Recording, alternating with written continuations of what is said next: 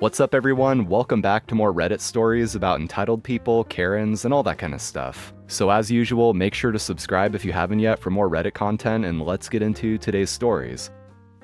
Don't believe I need a wheelchair? Have fun dealing with my unconscious body.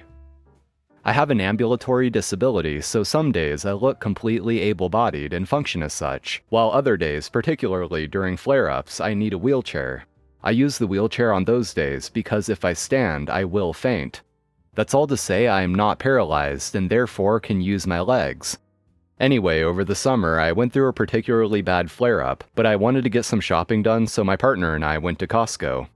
I was looking at a rack of swimsuits, and a few feet directly behind me were a couple couches. While looking, I lifted myself a few inches off my wheelchair and uncrossed my legs. I was getting sore from being in the same position for hours. Of course, just my luck, some middle-aged woman was staring at me and immediately began yelling at me about how I was faking my disability and being lazy, so on and so forth. I tried telling her that I am in fact disabled, but she went on about how she saw me move my legs. Again, I tried explaining that while I can move my legs, that does not mean I am not disabled, and I told her that I use the wheelchair because standing would make me faint. She just went on, now saying I was backpedaling and trying to cover my ass. At this point, I had felt my heart rate begin rising, which is the first sign that I may faint, although it could have been because she was really effing annoying. I assumed crap was gonna hit the fan anyway, so I pushed my wheelchair back far enough to be right next to a couch, stood up, making a point to lean my body towards the couch, and almost immediately fainted, crashing into the nice plush cushions. I should clarify, this is bad. Making yourself faint is bad. With that said, I've done this in the past to make the pre-fainting nauseous dizzy feeling go away, so I wasn't concerned. Now I obviously don't remember this part because I was unconscious, but according to my partner, the woman started screaming, understandably so. My partner immediately knew it was about me due to the references of fainting, and ran towards the yelling to find me coming back to consciousness.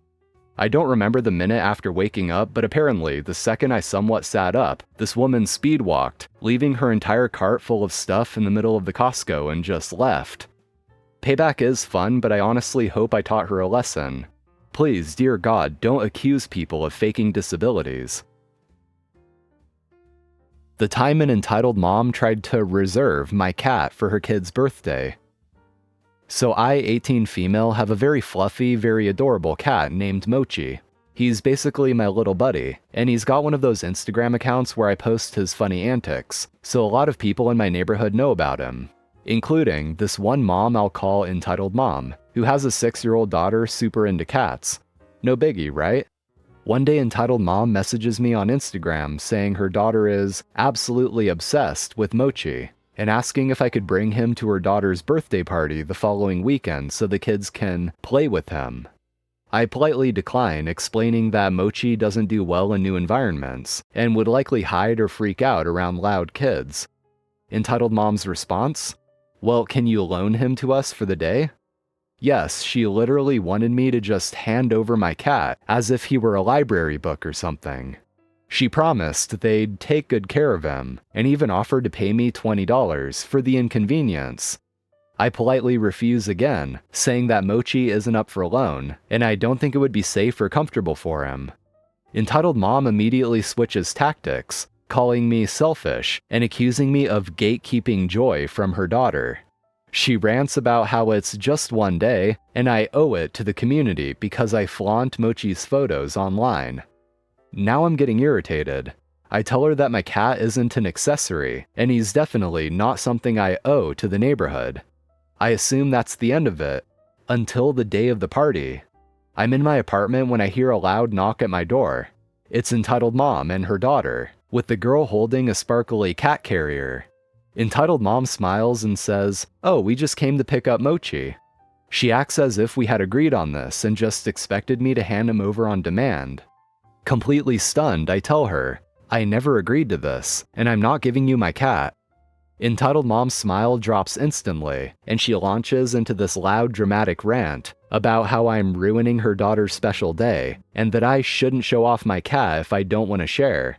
Her daughter starts tearing up, and Entitled Mom gives me this accusing look, like I've just broken her kid's heart on purpose. My neighbor down the hall actually poked her head out to see what was going on, which was enough for entitled mom to grab her daughter and storm off, yelling, "I'll make sure everyone knows how selfish you are."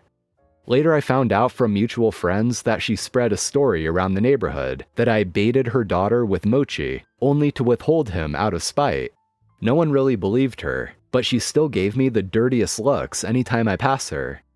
Mochi, completely oblivious and unbothered, living his best life as usual.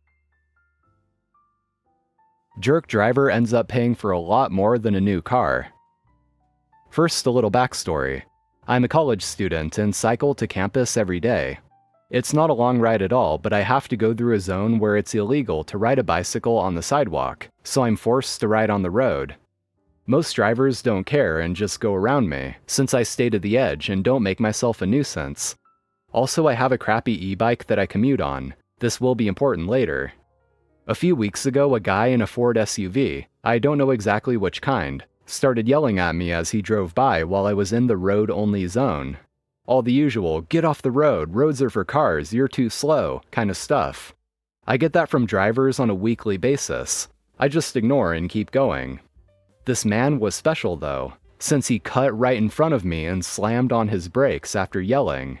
I was able to stop before I hit him, and he floored it out of there yelling, "Better be careful next time, bike." I was pretty mad, but I hadn't got his license plate or anything, and I doubt anything could be done about it anyway. There was no real proof. Over lunch, I told one of my friends who works as an EMT the story, and he got seriously pissed off. Apparently, he has seen the results of a car successfully brake checking on a cyclist, and they aren't pretty. 2 days later, the same Ford SUV jerk tried to brake check me again. I was expecting it as soon as I heard him yelling, "Get on the sidewalk, bike," from behind, so I avoided a crash again. I told my EMT friend over lunch again, and he was even madder than before. I wanted to let it go since I can't really do anything about him, and my bicycle isn't going to win in a crash. This guy keeps trying to brake check me every few days during my morning commute, whenever we're on the same patch of road at the same time. About a week ago, my EMT friend told me that he told my story to one of his friends in the campus police, who was equally pissed off. The two of them wanted to catch this jerk driver. The plan was to have the policeman parked on the side of the road in hopes of catching and pulling over the jerk. I heartily agreed, and the officer pulled some strings and had himself posted on speeder catching duty for that stretch of road. A few days passed uneventfully with no sign of the road rager. I saw the cop parked in the same spot on the side of the road every day, a spot where the road has a left turn lane and a straight lane. Finally, I'm pedaling along and I hear the familiar voice scream, "Get the hell off the road, f***er." I yelled back, "Catch me then," and took off. I was spinning my scrawny little chicken legs as hard as they would go and pegged the throttle. I guess this made the driver even madder, because I heard his engine roar as he pursued me. He shifted into the left lane as I stayed in the right. I looked to the side and saw a nasty-ass old man in the driver's seat, with the passenger window open. His mouth was going like he was yelling, but I couldn't hear him over the wind noise. I saw the police car's spot approaching and started to slow down. Taking the opportunity, the driver swung right in front of me. I don't know if it was the speed or his anger that made him swing wide, but he cut across my lane and crashed straight into the back of the police car. I barely applied my brakes, slowed down to about 15 miles per hour, and crashed into the side of his car. The officer got out, spitting mad would be an understatement, and called an ambulance and another police car. Everyone was unhurt since the jerk was only going like 25 miles per hour, but there was enough of an impact to trigger the SUV's airbags. The jerk ended up getting arrested for driving drunk. Seriously, who drinks before 9 a.m.? For an illegal lane change and probably other stuff too. I don't know all the details. I imagine that causing a crash like that would entail some additional charges. The guy ended up having to pay for extensive repairs on the police cruiser, and for a new e-bike to replace the one he destroyed by cutting in front of me. The frame snapped. On top of that, I hear that his car was defined as totaled by his insurance company, since the airbags went off, so he also has to pay for a new car. With any luck, he'll lose his license from the drunk driving charges and won't be a menace to cyclists again. The shark landlord got more than he bargained for. Years ago, I moved into a new apartment while studying abroad. The landlord was, well, let's just say he was a real shark. The guy had a dozen properties rented out to students and had a reputation for squeezing every last penny out of his tenants. By coincidence, I ended up dating a fellow student who happened to rent from him in the next building over, and who moved out 6 months in, so I had advance warning of what to expect on move-out day. When she moved out, she had broken a single plate and lost a fork, so somehow got charged for an entire new matching set of plates and cutlery. She even replaced the plate and fork herself, but that wasn't good enough for Mr. Shark Lord. No, he insisted on billing her for a full brand new set.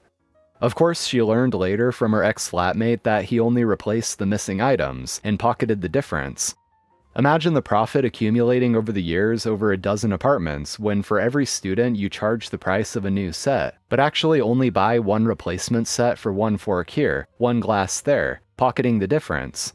Not just shady, but utterly petty.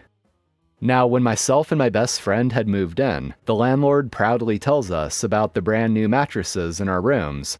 A year later, when my friend was moving out, we did a massive deep clean, left the place sparkling, and made sure to replace anything missing.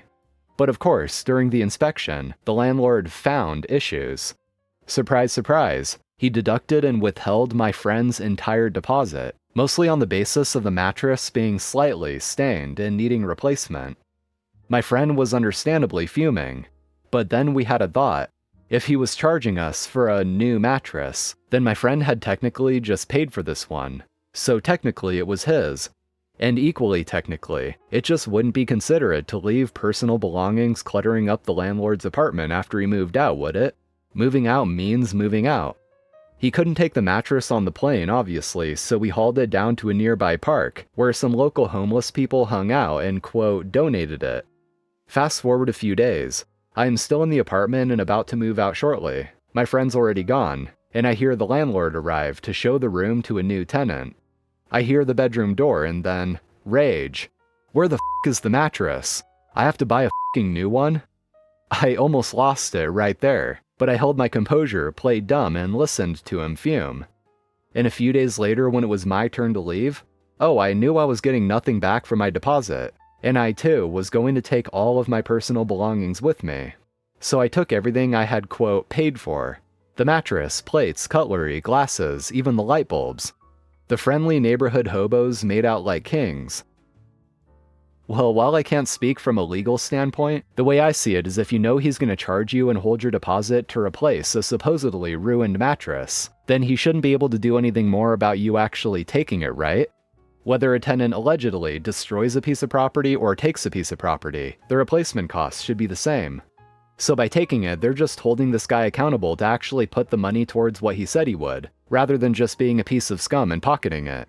I mean, that was a dead giveaway when the landlord actually said, "What, so now I have to buy a new mattress?" after seeing it gone.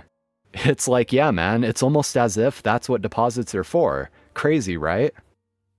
Anyway, that's going to be it for today, friends. Thank you for watching, I appreciate it. If you enjoyed, be sure to drop a like and subscribe for more if you haven't already. So take care and I'll see you next time.